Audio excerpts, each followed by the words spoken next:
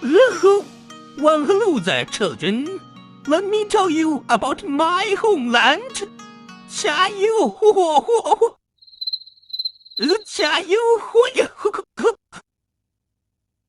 ！Oh, you do it for me, child. It's okay, I can take it from you. Dachahao, that means hello everyone in Chinese. Let's time travel all the way back to ancient China, where mathematics wasn't just about solving equations, but about making sense of the world. Now, imagine this. Thousands and thousands and thousands of years ago, before calculators, before even pen and paper, the Chinese were already crunching numbers with bamboo rods. Yup, they used little sticks laid out on a counting board to add, subtract, multiply, and divide.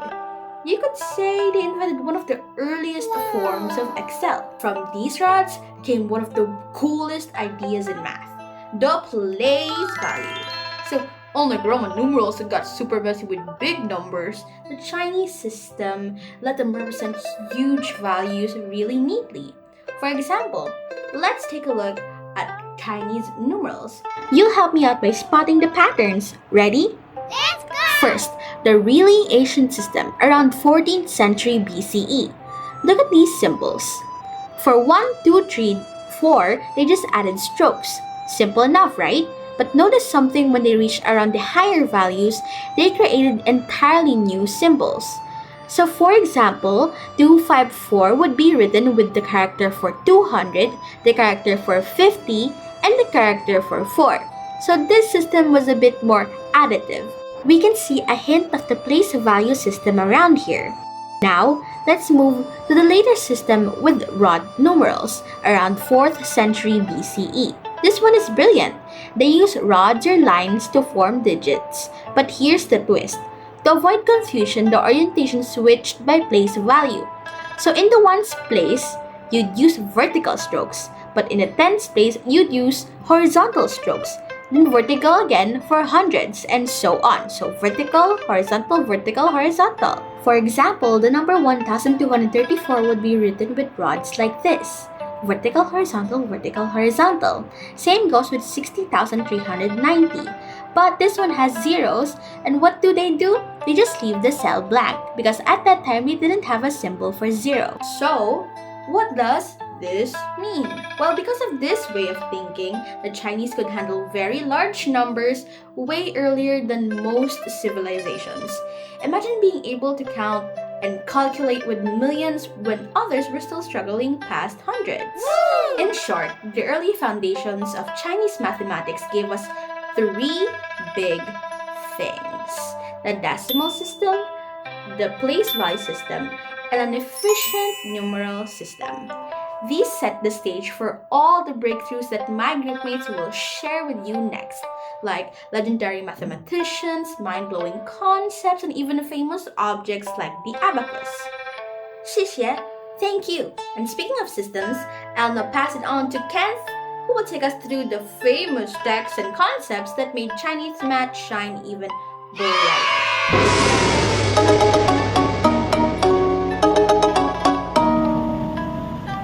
大家好, Wuzar Kent. Did you know that a very famous math book from ancient China is called The 9 Chapters on the Mathematical Art? It is basically like the math reviewer of Kuya Kim, but 2,000 years ago. Wow. Now, this book has 9 chapters with 246 problems, and not about love problems, but pure math problems that can be used in a practical way.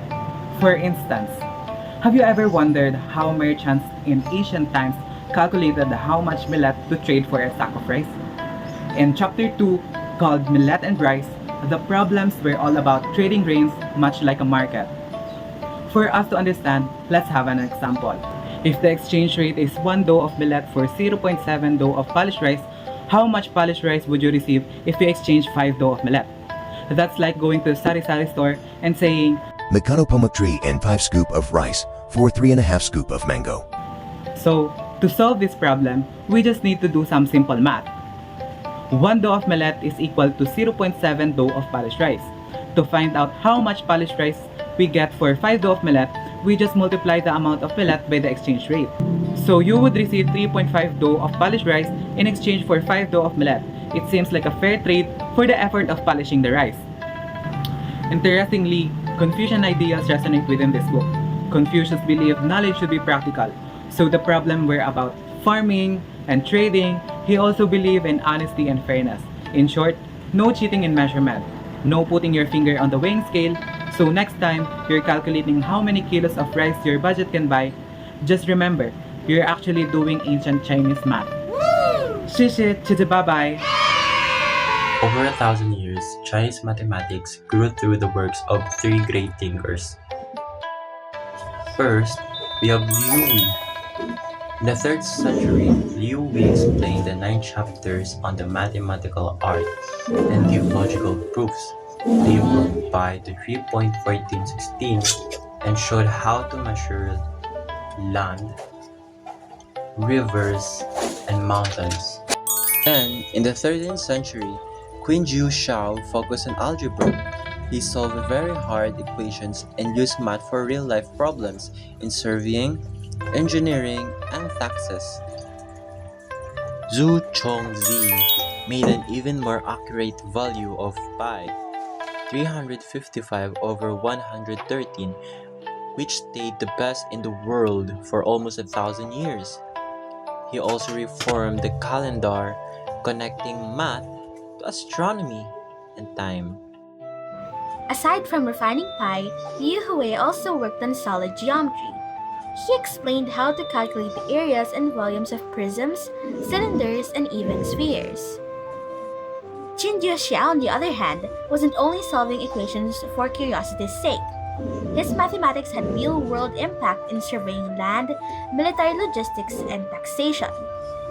One of his greatest theorems was the Chinese remainder theorem, which, believe it or not, still used today in modern fields like computer science and cryptography. Zhi Chongxi wasn't just a man of pi. He also created the damming calendar, which aligned the solar year and lunar months more accurately. This mattered a lot because in China, the emperor's legitimacy was tied to keeping the calendar precise. Together, Liu Hui, Zhu Chongzi, and Queen Jiu Shao show how Chinese math advanced from geometry to accurate pi to powerful algebra. Now it is time to introduce you to one of the most famed objects in ancient Chinese mathematics, the abacus, also known as the swan fan. This is a mathematical device used to calculate simple addition, subtraction, multiplication, and division. In China, it was first documented by a man named Su Yue on his book Notes on Traditions of Arithmetic Methods, which was published during the Han Dynasty period. So we can assume that the abacus was first introduced to China during that period. In this book, it also describes how an abacus should look. Firstly, it has 2 layers. The top layer having 1 bead per column, and each representing the number 5. And in the bottom row, having 4 beads per column, which represent 1, 2, 3, and 4. And if these beads then touch the middle bar that separate the top and the bottom layer, it means that those numbers are active, and it represents what number is in the calculation. The abacus is used until to this day by Chinese citizens to calculate equations mentally as fast as possible. It's kind of interesting to see, actually. Of course, with the introduction of the abacus and other mathematical concepts and objects in China, Chinese citizens became better at mathematics over time. It helped out in things like trade, taxation, engineering, and astronomy. Let's take a look at some examples here. For trade, we all know about the Silk Road, one of the most important trading systems of the ancient times. It connected China to the rest of the world and helped them trade in and out goods like silk, spices, precious metals, and even salt. And as for engineering, obviously, we all know about the Great Wall, which is part of the 7 wonders of the world. It stretches 21,196 kilometers in length, and it protected China from nomadic groups of the Eurasian steppe like the Huns during the time. and now it is used as a tourist attraction and one of the go-to spots for when you're going to China. Now, the Chinese calendar is quite different from the standard Gregorian calendar that we're accustomed to these days. It still features 12 full months, 12 full lunar cycles. However, in this Chinese calendar, it only has 354 days, and each month begins under a new moon. It was used by the emperors to guide their citizens into regulating agriculture, essentially telling them when to plow, sow, irrigate, and harvest, and other stuff like that. Because they fully believed that the emperor was responsible for maintaining harmony between heaven, earth, and humanity. In terms of land surveying and construction, the ancient Chinese were especially famous for this, using agriculture to their advantage to grow their nation and to develop their economy. In terms of taxation, they based their taxes on the size and the productivity of plots. So however well your land did, that's how they determined how much tax they would give you. They also used a wide variety of tools in order to help out with the land surveying. Firstly, the gnomons, which are vertical rods to measure angles and shadows. The plumb lines and chords, which are used for leveling. The measuring ropes used in right-angled triangles, which is essentially a Pythagorean theorem usage. And the water levels were to ensure horizontal alignment for irrigation canals. Hi, I'm Jerwin Borja, and today, I'll be sharing some trivia about the legacy of Chinese mathematics and why it still matters today. Did you know that Chinese mathematics didn't just stay in China? It actually influenced neighboring civilizations like Korea and Japan. In Korea, important Chinese texts, such as the 9 chapters on the mathematical art, were studied and used in school, government administration, and even in daily life. Meanwhile, in Japan, Chinese knowledge helped develop Weisan, or traditional Japanese mathematics. They learn arithmetic, algebra, and geometry from Chinese texts. And they also use tools like counting rods, which were common in ancient East Asia. Without Chinese influence, Japan's mathematics culture would have looked very different. Now, let's compare the Chinese mathematics to Greek and India. Greek mathematics focused more on theory and deductive reasoning, while Chinese mathematics was more practical, used for trade, land surveying, and taxation. On the other hand, Indian mathematics emphasized astronomy and algebra, while Chinese texts like the 9 chapters focus on solving real-life problems. Here's another fun fact. Even today, the abacus is still being taught in some schools to train mental math skills.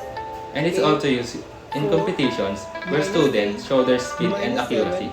Plus, rolled numerals become the foundation of modern algebra, proving that ancient method still shape how we learn today. So in the end, Chinese mathematics still matters. Its influence spread across Asia. Its practical approach made math useful in everyday life. And its ideas continue to guide problem solving in the modern world. It showed that knowledge from the past can still shape our present.